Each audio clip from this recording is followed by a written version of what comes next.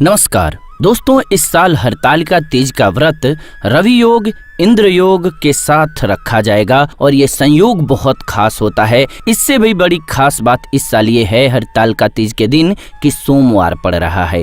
ये व्रत सोमवार का दिन पड़ने की वजह से और बहुत खास हो गया है, क्योंकि शिव जी का दिन होता है सोमवार का दिन। तो ऐसे में हरतालिका तीज का महत्व बहुत बढ़ जाता है। इस वीडियो में हम आपको बताएंगे हरतालिका तीज के दिन के शुभ मुहूर्त के बारे में, डेट के बारे में, साथ ही साथ क्या संयोग बन रहा है, कब संयोग बन रहा है, जिसमें कि उपाय करेंगे। खास करके उन कन्याओं के लिए उपाय जिनकी शादी में बाधा आ रहा है, रिलेशनशिप में बाधा आ रही है, यानी कि शादी हो गई है तो शादी टिक नहीं पा रही है, रिश्तों में प्रेम नहीं बचा है, दिक्कतें आ रही हैं, या फिर किसी कन्या की शादी नहीं हो पा रही है। तो इसके लिए क्या उपाय करें जिससे कि ये परेशानियां दूर हों। जरूर इस वीडियो को अंत तक देखिएगा, आपको पूरी जानकारी देंगे। इस वीडियो को अंत तक देखना क्यों जरूरी है, क्योंकि किसी भी जानकारी को पूर्ण रूप से लेंगे तो ही वो फलित होगा, नहीं तो कुछ मिस करेंगे और इसके बाद कहेंगे कि मुझे इतना फल नहीं मिला।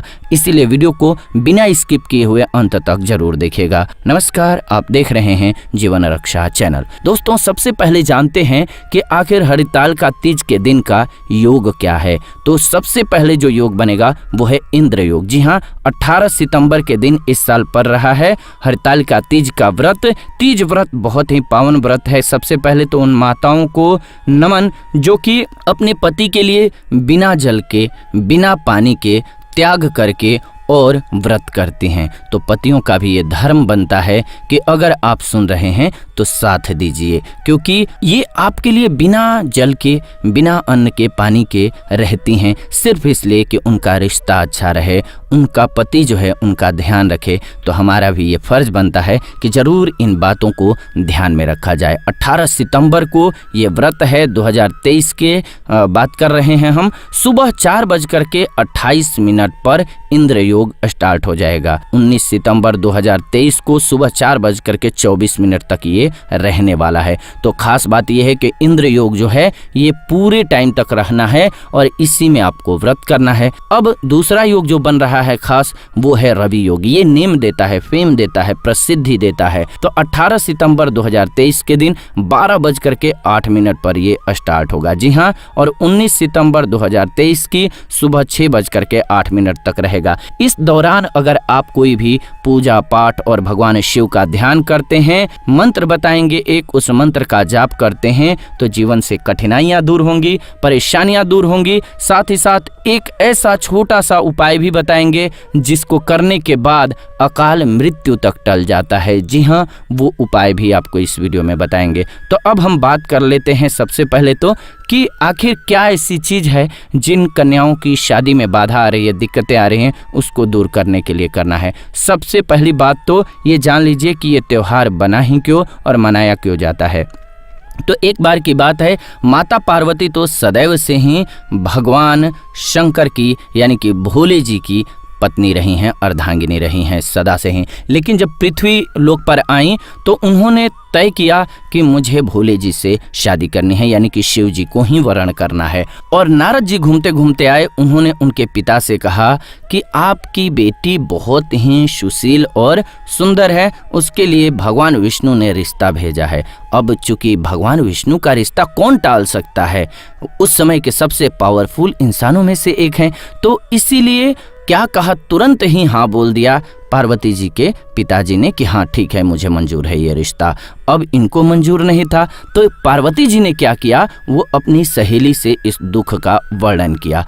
सहेली ने क्या किया, उपाय बताया, एक ऐसी जगह बताई जहां लेकर के गई भी इनको, पार्वती जी को लेकर के वो ऐसी जगह गई जहां पर नहीं पहुंच सकते थे, सभी गुफा थी। वो गुफा में जा कर के पार्वती जी तपस्या करने लगी कि मुझे तो महादेव ही चाहिए। और उन्होंने तपस्या इस कदर की कि चाहे वर्षा हुई तो वर्षा को झेला, तपस्या नहीं भंग हुई, गर्मी हुई, गर्मी को झेला। इसके अलावा जब सर्दी पड़ने लगी, उस ठिठुरती हुई सर्दी को भी झेला। तो इस प्रकार से इतनी कठिन तपस्या करने के बाद क्या किया, इसी दिन की बात है कि माता पार्वती ने शिवलिंग का निर्माण किया मिट्टी से और वहाँ पर पूरा पूजा करने लगी और 24 घंटे का बिना पानी अन्न जल का व्रत किया। इस बात से शिव जी का सिंहासन डोला। शिव जी आए और उन्होंने पूछा क्या हुआ, क्या बात है। उन्होंने बताया कि ये बात है, मेरे पिताजी विष्णु भगवान के साथ शादी फिक्स कर चुके हैं, लेकिन मुझे शादी करनी है महादेव जी सिर्फ आपसे। तो भगवान ने तथास्तु कहा। शिव जी ने उनको आश्वासन दिया कि मैं आऊँगा और मैं शादी करूँगा। इस प्रकार से तब तक हुआ क्या कि उधर बहुत बेचैन थे इनके पिताजी, ढूंढ रहे थे कि मेरी तो बदनामी होगी, मेरी कन्या कहाँ गई, शादी मैंने फिक्स कर दिया है, मैं विष्णु भगवान को क्या बोलूँगा। तब तक ढूंढते ढूंढते सारे जो गुप्तचर उन्होंने लगाए थे, सारे सैनिकों को लगाए थे घूमने के लिए, ढूंढ करके निकाला उन्होंने।